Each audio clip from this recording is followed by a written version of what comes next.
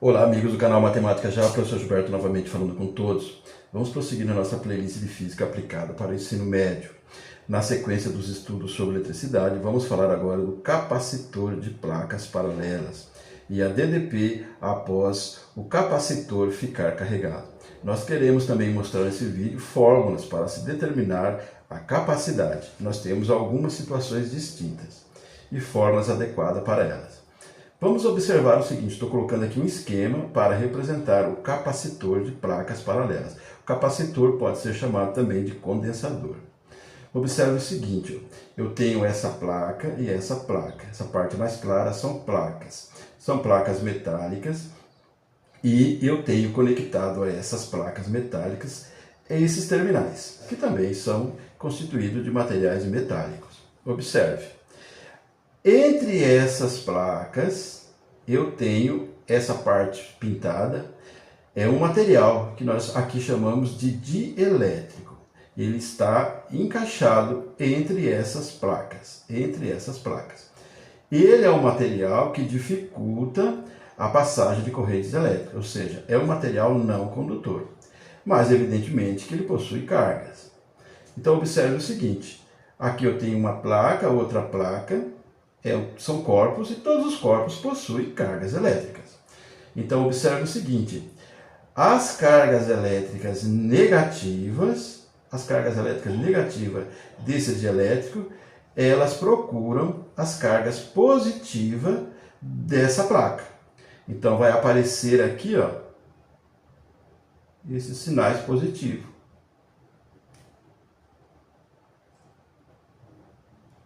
Em compensação, elas se afastam das negativas que pertencem a esta placa. Então, elas vão ficar com negativo aqui. É para indicar. Então, nós temos aqui, ó, nessa placa, a indicação de cargas positivas e aqui a indicação de cargas negativas. São cargas de mesmo módulo, porém os sinais são diferentes.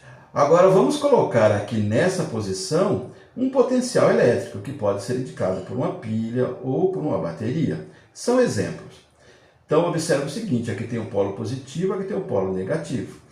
Nessa placa, as cargas negativas vão se aproximar aqui desse polo positivo.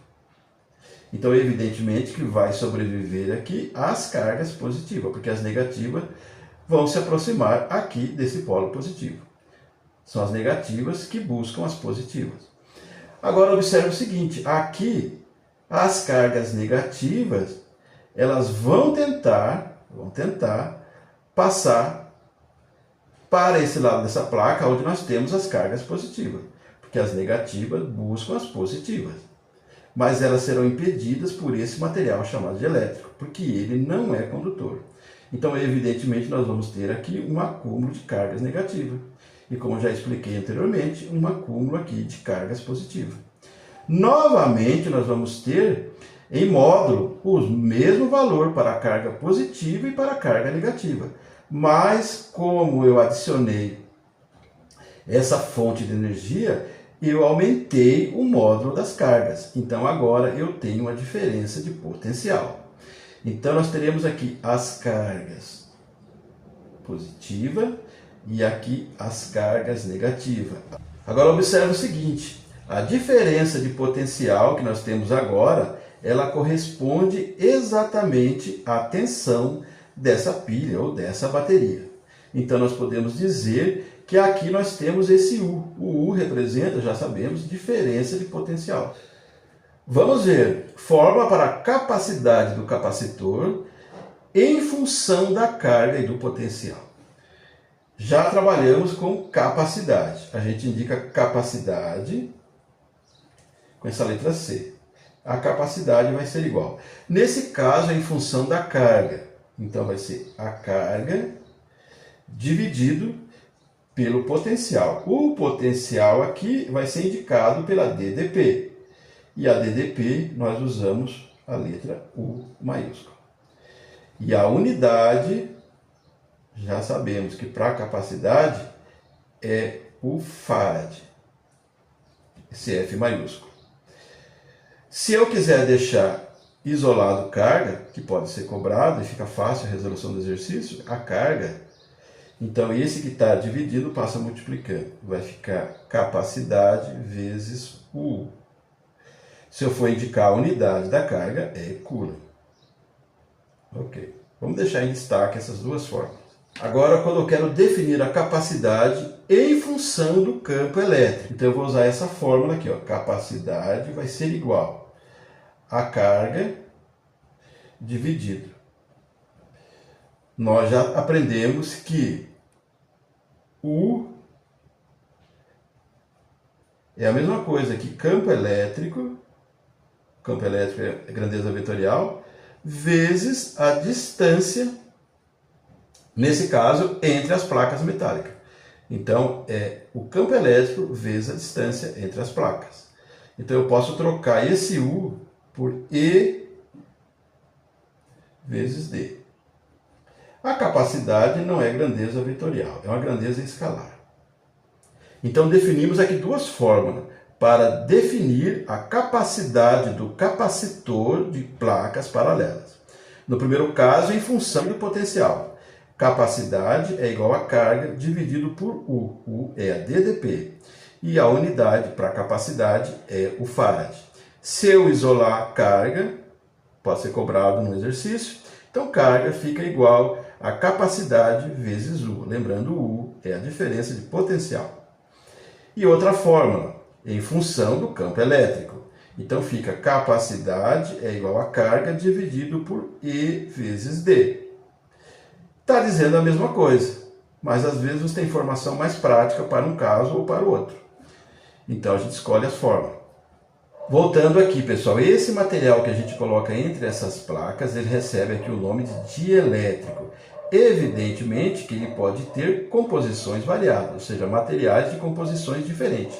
Em cada caso tem uma coisa chamada constante de permissividade. Constante de permissividade é o quanto ele permite a passagem de corrente elétrica. Então vamos determinar agora uma fórmula para verificar a capacidade do capacitor em função da área útil das armaduras, ou seja, das placas. A gente comentou bem no início que as placas estão em paralelo e que as faces dessas placas têm a mesma área. Então, em função da área útil das placas e a distância entre essas placas.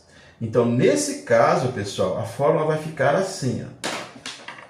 A capacidade vai ser igual, eu vou colocar primeiro a área dividido pela distância. Distância entre as placas, ok? E essa área é a área útil de uma placa apenas. Nesse caso agora, como nós estamos levando em consideração para determinar a capacidade do capacitor, a área da placa, a área útil da placa e a distância entre as placas, nós temos que lembrar então daquilo que eu comentei agora há pouco, da constante de permissividade. Ela vai ficar multiplicando, indicado por essa letra Y. Ok? Fica multiplicando. Então, a capacidade, em função da área útil das armaduras, que são as placas, e a distância entre as placas, fica assim. Capacidade é igual a essa constante, indicada pela letra grega Y, vezes a área dividido pela distância. A área útil de uma placa.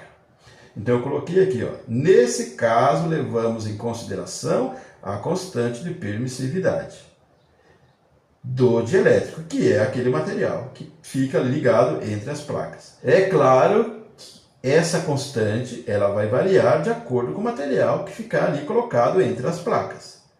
Cada material vai ter a sua constante. Agora, se o dielétrico for o próprio vácuo, nós temos esse valor aqui considerado, um valor aproximado de 8,8 vezes 10 elevado a menos 12 farad por metro. A unidade para a constante de permissividade é o farad dividido por metro. Agora, uma fórmula para definir a energia potencial do capacitor de placas paralelas. Vamos voltar aqui um pouquinho em conhecimentos prévios. Quando nós colocamos a energia potencial do condutor, a gente definiu isso aqui. Carga dividido por 2 vezes potencial elétrico. Agora nós vamos trocar potencial elétrico por DDP. Então vamos ficar assim, ó. Energia potencial do capacitor vai ser igual a carga dividido por 2 vezes